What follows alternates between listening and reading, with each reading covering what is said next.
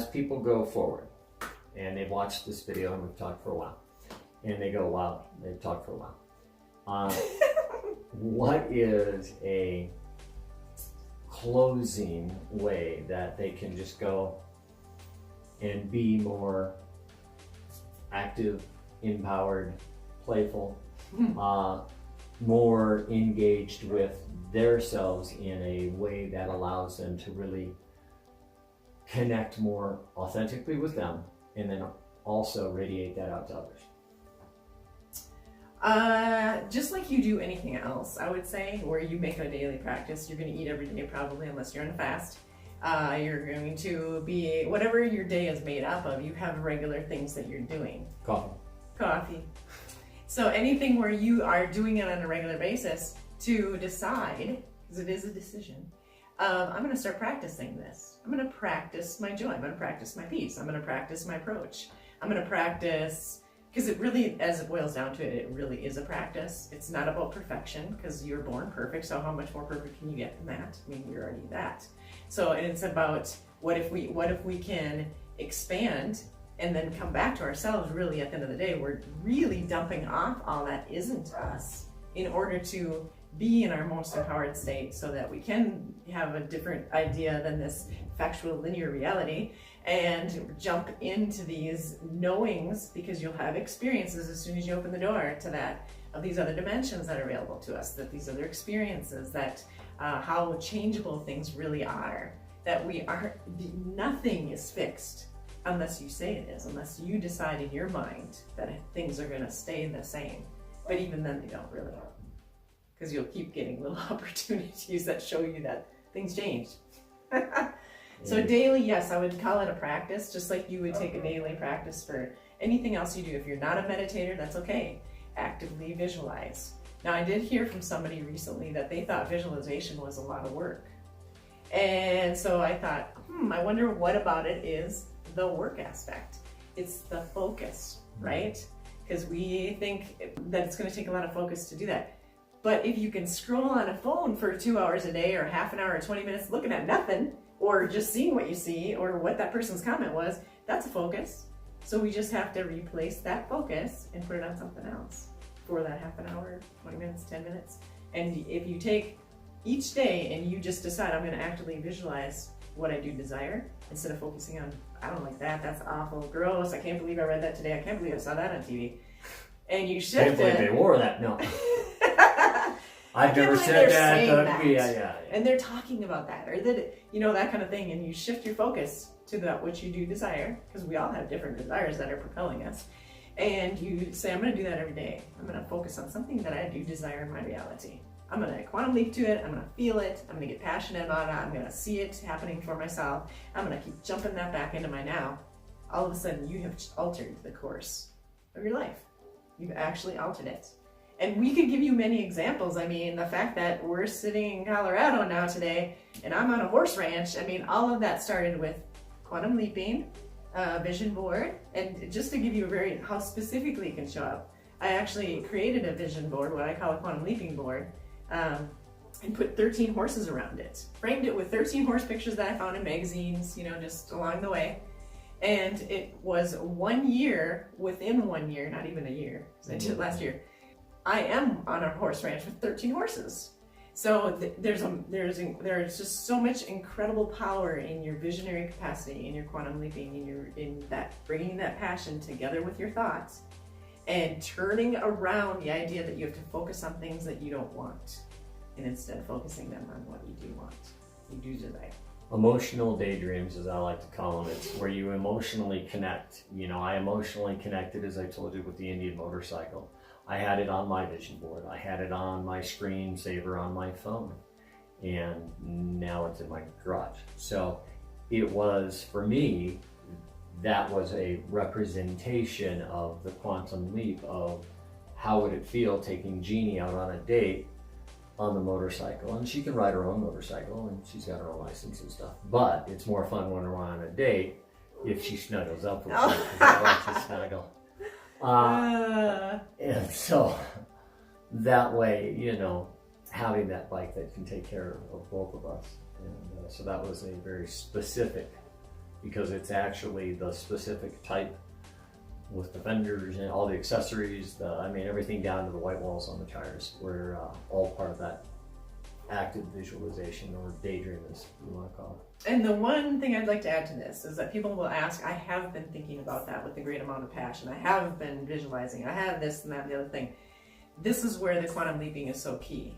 Because when you're doing the quantum leaping in an active meditative state, you are so closely connected to your essential self that all of those ideas of things not happening, those counter intentions that get in there and start working away at you, like the money is never going to show up for it, I'm never going to be free enough, I got to work, I got to do this, all that stuff in this existence that we can get wrapped up and believe really strongly gets cast aside as you're doing your quantum leaps, because you keep jumping and connecting yourself closer to the quantum and all of those infinite possibilities. And you're going to, every time that you're coming back to this current reality, you're bringing that energy with you, bringing it, instead of every day I'm doing my declarations, my affirmations in the mirror, I'm doing all this kind of stuff and nothing's showing up. As soon as you say nothing's showing up, nothing's happening, you just counterintended all of that momentum. Now, positive energy, or those speedier frequencies is what I call them, move a lot faster and they have a lot more power behind them than the slow frequencies that are just so sluggish. And so anything that you're doing to say, yes, you do deserve this reality, you do desire it, you can counteract a lot of that slower frequency stuff. So even if you have counter intentions going on, they're not as strong, they don't have as much power as your speedier frequencies ones do. So it's not that you are going to have to spend 5 hours a day doing quantum leaps.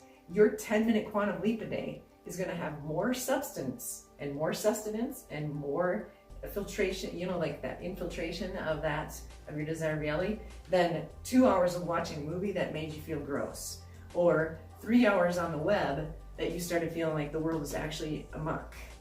So you'd be amazed at how just a little bit of energy pooled into what you do desire over a whole lot of energy that you don't has a powerful counter-intentional thing on that end of it, if you want to call it that. But it's not even counter-intentional when it comes from the speeder frequencies. It's actually like salve. So you're adding in energy, and anything slower frequency, it either has to join you and merge and raise its frequency, or it drops away. Because you can't have two unlike frequency states hanging out together for very long. Same with vibes. Now you know why I wear a bracelet that says WWWJBD. In other words, what would Jeannie Blaha do? And then it's a reminder, Joy Flames. So if you've never seen them, they are on her blog. But it's, for me, that's my daily thing.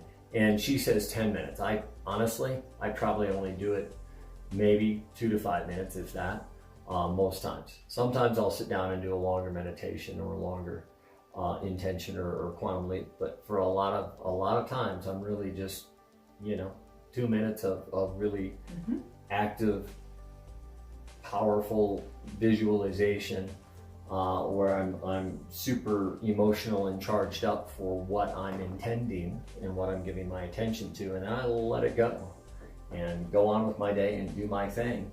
And it's amazing that process can generate such dynamic changes. And think about that, 2 minutes for a 24-hour day. Yeah. That isn't, when you think about it, is that effortful? I mean, to me, so often what I find effortful is the stuff that drags you down. That's effortful. The stuff that helps you to know that you're in charge, that you're directing the show, that you have a say, that you're creating it all along the way, that stuff isn't effortful. It feels fantastic. It feels like you want to go take a run, you want to jump on your bicycle, you want to go for a walk in the woods, etc.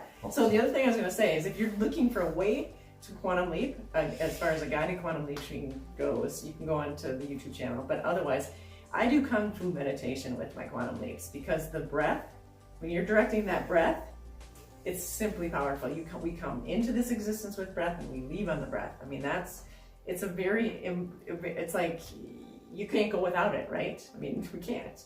So you add the breath to your guided quantum leap, and all of a sudden you're directing all of that energy to your desired reality. So you can check out that if you want to too on the YouTube or on my blog. It has an explanation how to do that kind of meditation, how to direct that breath. And I was actually taught it by a gentleman who he was told he was going to die when he was 9 years old. He was very depleted. He was in a state of, what do you call that? When you, rickets and having a lot of malnutrition. He was living in Vietnam at the time. And a friend of his approached him and said, I have to teach you Kung Fu meditation so you can heal and live. And he said, yes, please, you know. And they started just with the meditation, then added the practice as well, the physical practice. But he said, please share this as far and wide as you can, because people on their last leg, their last dying breath, have healed themselves of things using that breath and applying it and directing it. And the thing he said is, people are going to ask you, how do you know if that breath is landing? He said, it always lands. Why? The intention. You have that intention set behind the breath. Where is it going? Where am I going to send it to my mother? I'm going to send it to a situation at work. I'm going to direct that breath towards a resolution or a healing or whatever it is. Wherever you're directing that breath during that meditation, it lands. Then how it's responded to is, of course, out of our hands. Only we can decide how we're going to respond to things, but everyone else is on their own plan, right? Mm-hmm.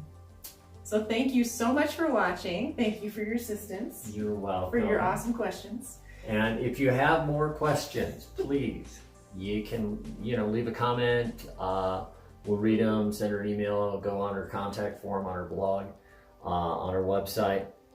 There's lots of ways that she's got out there socially for you guys to connect, and gals. And that way we can take and do this. And again, if you enjoyed this interaction and you'd like to see more of it, let us know, and we will certainly do that, because it's fun as I try to stump the Jeannie, as I like to call it. And so we call it off of the air now that we're on air, so you know that. But yeah, that's exactly. It'd be stumping what's out there, and they just can't be stumped. They don't get fooled too easy. So thanks for watching. Feel free to check in with me, take a walk with your angels, enjoyflames.com, share these videos if you so are nudged. All right, peace.